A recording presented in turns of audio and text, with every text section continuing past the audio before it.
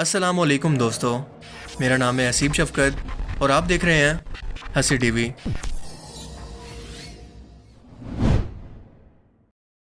مکہ کے منافقین کو ایک کے بعد ایک مسلمانوں سے جنگ کے اندر شکست کے بعد یہ ہمت نہ تھی کہ وہ اعلانیہ مسلمانوں کی مخالفت کرتے،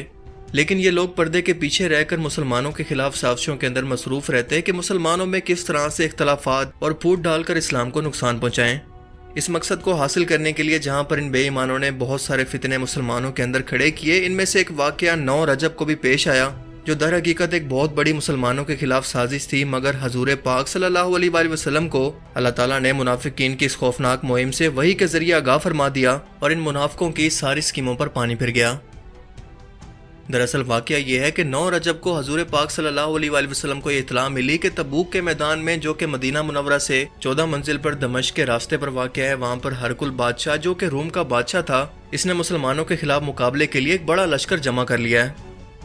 یہ سن کر آپ صلی اللہ علیہ وآلہ وسلم نے عرب کے اندر سخت گرمی اور قحط کے باوجود جہاد کے لیے اعلان فرمایا، اور مسلمانوں کا جوش و خروش اور جہاد کا شوق اس گرمی کے اندر بھی مدینہ کے اندر مسلمانوں کو جمع کرنے لگا۔ یہ سب لوگ جہاد کے لیے تیار ہو گئے۔ ابھی نبی کریم صلی اللہ علیہ وآلہ وسلم جہاد کی اسی تیاریوں کے اندر مصروف تھے کہ منافقین نے اس وقت سے فائدہ اٹھاتے ہوئے سوچا کہ مسجد قباء کے مقابلے میں اس بہانے سے ایک نئی مسجد کو تیار کریں کہ جو لوگ کسی خاص بہانے کی وجہ سے مسجد نبوی کے اندر نہ جا سکیں، وہ لوگ یہاں پر آ کر نماز پڑھ لیں۔ جبکہ اس کے پیچھے دراصل منافقین کا مقصد یہ تھا کہ اس مسجد کو اسلام کے خلاف تخریب کاری کے لیے یا سازشوں کا ایک اڈا بنا کر اسے مسلمانوں کے خلاف استعمال کریں، یہاں پر نئی نئی اسکیمیں بنائیں اور شاہ روم کی خفیہ امداد اور اسلحہ وغیرہ کے ذخیروں کا اس مسجد کو مرکز بنائیں، اور اسی چھوٹی سی مسجد سے اسلام کے خلاف سازشوں کا جال پورے عالم اسلام کے اندر بچھاتے جائیں، یعنی اس کی جڑوں کو کھوکھلا کر دیں۔ یہی سوچ لے کر منافقین رسول پاک صلی اللہ علیہ وآلہ وسلم کی خدمت میں حاضر ہوئے اور کہنے لگے کہ ہم لوگوں نے بزرگ اور کمزور لوگوں کے لیے قریبی ایک مسجد بنائی ہے، اور ہماری خواہش ہے کہ حضور پاک صلی اللہ علیہ وآلہ وسلم وہاں پر چل کر اس میں نماز پڑھا دیں، تو اس مسجد کا درجہ بہت ہی بڑھ جائے گا۔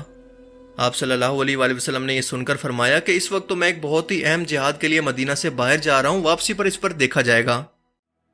اس کے بعد جب آپ صلی اللہ علیہ وآلہ وسلم خیریت سے اور کامیابی کے ساتھ مدینہ واپس تشریف لائے، تو وہی الہی کے ذریعے اس مسجد کی تعمیر کا حقیقی سبب اللہ تعالیٰ نے آپ صلی اللہ علیہ وآلہ وسلم کو بتا دیا، اور منافقین کی خفیہ اور خطرناک سازش بھی بے نقاب کر دی۔ چنانچہ آپ صلی اللہ علیہ وآلہ وسلم نے مدینہ منورہ پہنچتے ہی سب سے پہلا کام یہ کیا کہ صحابہ کرام اور مسلمانوں کی ایک جماعت کو حکم دے کر بھیجا کہ وہاں پر جا کر اس مسجد کو آگ لگا کر بالکل خاک اور سیاہ کر دیں۔ چنانچہ اس مسجد کو جس کی بنیادی سازشوں کے لیے اور تخریب کاری کے لیے رکھی گئی تھی، بلا شبہ وہ اس کی مستحق تھی کہ اس کو جلا کر برباد کر دیا جائے۔ اس سازشی اڈے کو دراصل مسجد کہنا اس کی حرمت کے خلاف تھا، اسی لیے قرآن مجید نے اس صورتحال کو ظاہر کرنے کے لیے اعلان فرما دیا کہ اس مسجد کو اب مسجد نہیں کہا جائے گا، بلکہ اس کا نام آج سے ہوگا مسجد ضرار۔